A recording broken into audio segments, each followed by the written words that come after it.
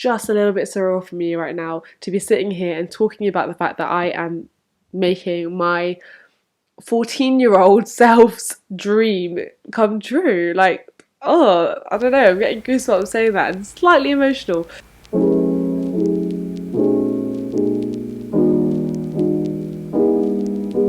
Hi everybody, so I thought I would start this whole YouTube channel journey off by talking about how I even got started being a photographer. I think the first time I remember picking up a camera and playing around with digital photography was when I was about 10 years old. We went on a lovely family holiday to Dubai in Pakistan, and my parents had invested in a camera. I think it was Olympus, you know, one of those digital ones, or Nikon or Olympus. Yeah, from the age of 10, I became more and more interested in photography, but it was always like a hobby. And then when I was about 16, 17, and the blogging space kind of, at that age, it kind of became a real thing to blog, and I was very much into makeup and not so much skincare then, but yeah, makeup. And I wanted to start my own blog, and I started taking pictures of things that I wanted to talk about, and you know, you'll see examples of that on the screen here. And I think that's when I got my first Nikon Coolpix, my only Nikon Coolpix that I got then. And I naturally then progressed to wanting to start a YouTube channel and wanting to get a Canon camera. So I think I got the 800D, and then a couple of years later I upgraded to the 80D, which is actually what I'm filming on right now. And as I was going on this journey of building up a platform and building up community on Instagram started becoming more of a thing as well. I started learning a little bit more about lenses. I got my first 50mm and I loved it, and that bokeh, that blurry background, it was just so exciting to see. And unfortunately, I remember dropping that camera on my sister's birthday after taking some really cute shots of her and her friends, and that was absolutely gutting. I was so sad because I think at the time that 50mm was like 120. I think it was a 1.8. And then I was like, I can't afford another 50mm. I was working as a tutor, but like not very many hours a week, and it wasn't very well paid at all. It was like less than £5 an hour. So I really could not afford another 50mm at that price. So I ended up going on eBay and having a look around and doing some research and looking at YouTube, and I got the Chinese version, the Yongnuo one. I'm probably butchering that name, I apologise if I have. And yeah, I was like, actually, you know what? This is fit to purpose. Nowadays, I would not use that to take photos with, but actually it's quite a decent lens to film with. So I got married, and you know what? I am going to do a whole separate video on talking about my wedding and Valima and like the photography experience. I think that does shape you a lot, especially when you then go down the field yourself. I ended up moving to Scotland, and very shortly after I moved in August 2019. And then in November 2019, my husband's cousin asked if I could take photos of her sister's Mayum, which is like a pre-wedding event. And I was like, well, actually, I'm not a photographer. You know, I make videos on YouTube, but I don't really take photos. And she was like, please, honestly, like, we don't have anyone to take photos, and it'd be amazing, and we'd really appreciate it. So I did, and you know what, I loved it. I really enjoyed it because for the first time someone had asked me to capture the event, and I love taking pictures of the dessert table and the little bits and bobs that they had painstakingly made and put together. And then I like taking pictures of the group shots, but I also like taking the natural shots as well. And yeah, I really enjoyed it. That was my first experience of photographing an event. Previous to that, I had photographed different events, but like just moments here and there, not a whole event. And it was really nice to have the responsibility to do that. But at the time, I am a teacher, and I was trying to get into the process of becoming a teacher from England to Scotland, which honestly it is a process, and I don't know why they make things so difficult, but it is what it is. Yeah, so I didn't really think much of it. And then a couple of weeks later, I was asked to photograph my husband's second cousin's Mehendi, and this was in a bigger event. And you know, I was a bit more nervous because I was like, well, again, I am not a photographer. You know, I happen to make videos on YouTube, but it's not something I know how to do. But because I had enjoyed that first event so much, and at the time my sister-in-law said to me, you know, this is actually something that you could do because you have good skills already, and there's no one in this area of Scotland who is doing that the way you could as a Asian female, you know, because I think obviously there are other photographers, of course there are, in the area, but they're not necessarily catering towards the Asian community. Not saying that you can't hire another ethnicity of a person to photograph your event, but obviously when you are the same ethnicity and when you come from the same culture and you have that cultural understanding, it's just easier, right? It's easy, like they know what to expect, you know what to expect, etc. I was like, you know what, I doubt that's ever going to happen, but that's a great idea, and yeah, I'm going to be open to it, absolutely. And then I was researching into a better lens for the Canon that I've got, the ACD, and I ended up going for the Sigma lens, the 30mm 1.4, and I have not looked back with that lens. It's beautiful. I'm not going to get into the technicals of it, this is not a lens review, it's kind of just my journey on becoming a photographer. But anyway, my pictures, I feel like, genuinely went from here to here, because previous to that I only really had the cheap, like the Chinese 50mm, which wasn't great for photos, and the kit zoom lens. I didn't have a bunch of lenses at all. I hadn't really taken this seriously.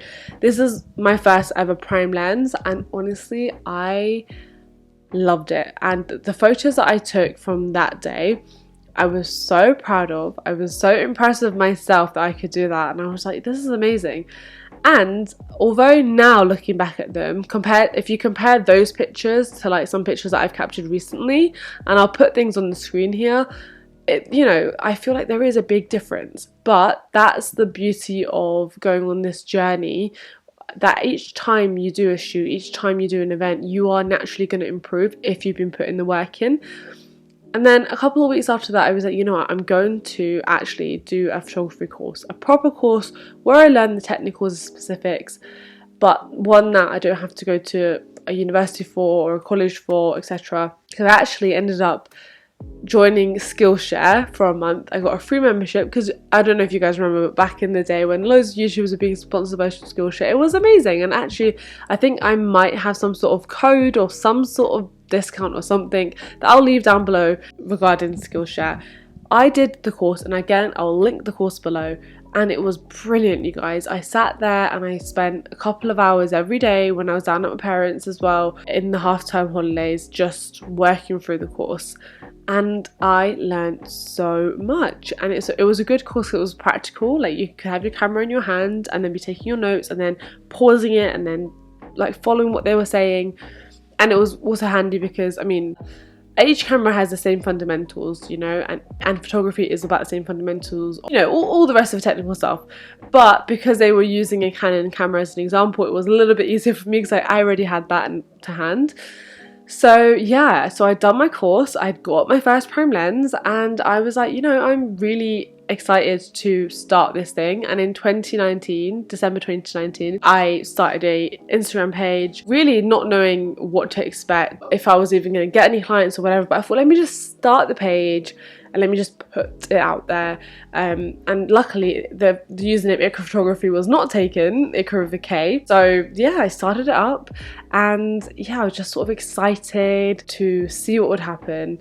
And then 3 months later, we were hit by the pandemic, and of course that just made me obviously completely hyper focus on other things in life, my family's health, my friends' health, my job. I was teaching at the time and I was working in the hub system, and honestly the whole photography thing was completely pushed to the side. It was not a business at that point at all, and I just forgot about it really. I just was focusing on, you know, just getting by like most of us were, just focusing on staying healthy, staying safe, and just praying that this completely crazy time in our life would, you know, not be detrimental for us, and etc, etc, right? Anyway, fast forward to sort of October, November 2020, and that's when the first bride that I've ever worked with got in contact with me, and she said that she had to rearrange her wedding quite a few times, and that the photographer that she'd originally like had to come couldn't do it because he obviously she'd had to rearrange, and then the date that she'd wanted he'd already been booked up for, and then she'd gone to someone else and they'd been booked up for, and she basically said to shoot my mayun and my nikah. And for Mayun, because it's a smaller event, because it's not as much pressure, I was like, yeah, I could do Mayun, absolutely. That was, I think, 2 or 3 days before Christmas. But I was super hesitant about doing her nikah, because to me, that's a big deal. That is still a big deal, and I think that will always be a big deal, to be the person who is trusted to take photos of such a pivotal, important, sentimental day in one's life. It is a massive deal, and in my opinion it's a huge honor. If you are chosen to be the photographer for somebody's special day, that's incredible, regardless of the circumstances. It's just incredible to have such a meaningful part of someone's day. So I was super hesitant, and I spoke to her on the phone. I was like, you know, I've taken a photograph of a Mayun, taken a photograph of Mendy, I know I can do that, but the pressure to take a photo of the nikah, I just don't know if I can do it. And she was so lovely. She was like, listen, I've seen what you've done so far and I really like it, and you'd be doing me a huge favour, because I just honestly, I really want it photographed. I don't want to rely on smartphone photography. I would like a proper photographer, and I know you're new to this. I know I understand that. But please, I really would like this to happen. So honestly, that push from her, I was like, you know, what is the worst that could happen? I was so nervous, I was so unsure, I was so worried. And obviously when I priced it, I did not take into account at all the amount of time afterwards it would take to go through and do the post-processing. And we're going to have videos on pricing and, you know, money and etc, etc. I think that those are all really important topics when it comes to running a business, especially when you're running your own business and you're not necessarily the most business-minded person. But anyway, she still kindly paid me what I had asked her for, and she was so lovely to work with. Her family were so nice, and honestly they gave me another level of confidence, because for Wakari's family, which is my husband, I'm sure I said that, but anyway, I did it for free. But these 2 events in December 2020 were my first paid events, and honestly I felt absolutely elated that I could do that I was trusted to do that. And these are some of the pictures that I've been allowed to share, obviously for privacy reasons. A lot of the times we can't share a lot of pictures, which is fine, but these are some of the pictures that I took, and I was actually genuinely really proud of myself at the time. Again, I only had the 80D. Now the 80D is a fantastic video camera for me, for what I need, for my purpose. For a long time I was using it as a vlogging camera. Thank goodness that is not the case anymore, because it's far too bulky and heavy with the external mic. But it's really good at taking videos, and it's decent at taking photos. But I will say that with the lens that I got, which is as amazing as it is, it does have some chromatic aberration, and also I only shoot in AV mode with my Canon. I've never shot fully manual, because I don't know, I just didn't get into that habit with the Canon at all. Being trusted to be the wedding photographer for that wedding was a pivotal moment in my life, I would say. I know it sounds a bit dramatic, but that was the first time I thought, actually, this could be possible.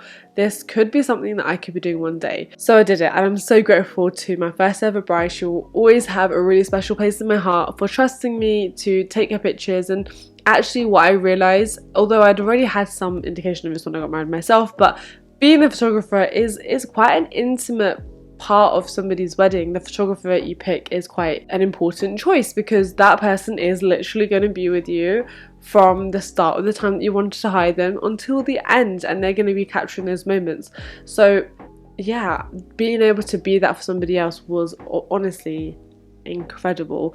And then if I have a look at my Instagram page, I did actually shoot again for a friend as a favour for his Mendy, and that was really good experience. I really enjoyed that. But like I said, this Mayun and this wedding were my first experiences. I learned so much, and that's what happens. And then a couple of months later, into 2021, a colleague of mine was getting married, and she hadn't booked a photographer. She was getting married in the registry office, and another colleague was like, oh well, you know, Iqra does photography. And I was like, oh yeah, I do. You know, I just really wasn't pushing myself forward. I wasn't promoting myself. I was just sort of putting myself out there, but just leaving it there and not really going out my way to push too much. And she was like, "Oh, that's amazing. Like, will you be free on this weekend, or will you be free on this day? You know, are you able to photograph my wedding?" And she very kindly, again, another person who believed in me and trusted in me. And I learned a lot. I will not go into that in too much detail, but I learned a lot. And what I will say is she was so kind and generous and so sweet, and she let me post her pictures as well, which was lovely. And then I posted a couple of pictures for my nephew's birthday back in March, because as much as I love weddings and events around weddings and parties, this was his birthday party, but I love family photography so much. Being the eldest of 4 and being the eldest cousin on both sides, I have had the absolute pleasure of watching these little humans grow up into these teenagers and now adults, and it's incredible to me how a photo can convey so much. It can convey so many memories, and it can take you right back to that moment, and it can be so special. So for me, family photography is a really, really fundamental part of life. But I was always the one, you know, as a teenager, taking pictures of the kids, and so many of my younger sisters' photos I took not because I was like wanting to practice my composition and this and that. I wanted to get those memories, and I'm so glad I did. So to be able to take photos for other families is amazing. I did like 1 or 2 shoots, and I did my first proper paid family shoot earlier this year, and it was so lovely to just be a part, like just to slot in and be a part of the family. And then in June 2021, I actually invested in my first Fujifilm camera. Oh my goodness, you guys, I'm still like blown away by this camera, so I'll just show you it here. I have got the Fujifilm X-T4 camera. It is absolutely stunning. On it right now I've got the 35mm lens 1.4, and I do have a little hand strap. I will talk about like gear and stuff and like what's in my camera bag and all the rest of it in a separate video. But yeah, I invested in this camera. I'm still learning how to get the best out of this camera. This camera is, honestly, most of our cameras are too advanced for us, and I'm still learning so much from this camera, from YouTube, from just practicing. But I absolutely love it. It's my baby, and it is incredible. And then very shortly after I got that camera, I was actually shooting my second ever wedding, which I have shared a lot of on my feed. That's currently the feed that I'm going through right now. So that wedding honestly was amazing, because for the first time I had my 2 cameras. I had the Canon one and the Fuji one, and I will talk about the lenses I had. I actually ended up hiring a lens. I'll talk about that in a separate video, so we'll go into that in more detail. And then since then I've shot 2 Mehndis as well. So my business has pretty much, in terms of income, it has tripled in the last year, which sounds amazing, but bearing in mind I only did 2 events in 2020 and I wasn't charging very much at all. It's not a huge deal. This video has been filmed, you know, towards the end of 2021. So grateful for every single person who has trusted in me to capture their special days, their special moments, their parties, whatever it is. And I'm really, really excited to shoot more and more, inshallah, in 2022. 2022 is definitely not going to be like my busiest year, I can just tell. I think you know you're going to be really busy when you've got your calendar is filling up beforehand. I'm still very much at the start of my journey, and one thing I've learned is that this business really does take time. It takes referrals, it takes word of mouth. I've got 2 more shoots to do before the end of this year, and I've got 1 booked in for January so far. The rest of the things, I don't know. Who knows yet? Who knows? But yeah, that's kind of my journey from start to now. I didn't mention, although I should have, that when I was 14, I took my little digital camera and I took photos of my uncle's wedding, my mum's cousin's wedding.